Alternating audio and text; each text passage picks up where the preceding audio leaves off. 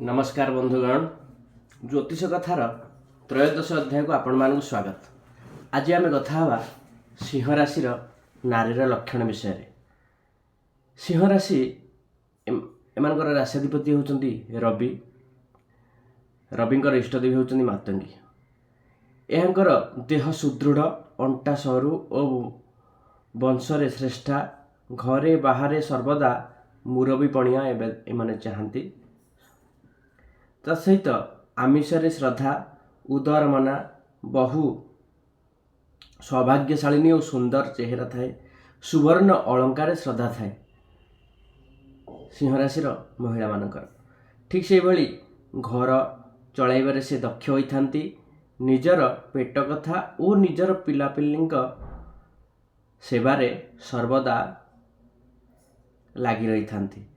परर सुख दुख प्रति सचेतन सेते नजर तांकर न थाए। मनर गर्व स्वभाव रही थाए। सांगसाथींकर बेसी सांगसाथी सहित मिशंती नहीं। भोक शोष आतुरा होइथांती।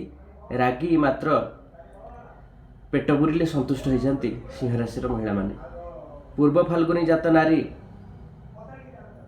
अभिलाषिनी, बहुरूपा और क्षणकपा होइथांती।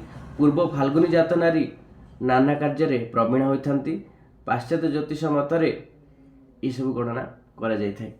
आज आम त्रयोदश अध्याय सिंह राशि महिला मानकर लक्षण जानिले। तापर आम जानिबा कन्या राशि लक्षण आसंता चतुर्दश अध्याय। विदाय दियंतु। नमस्कार।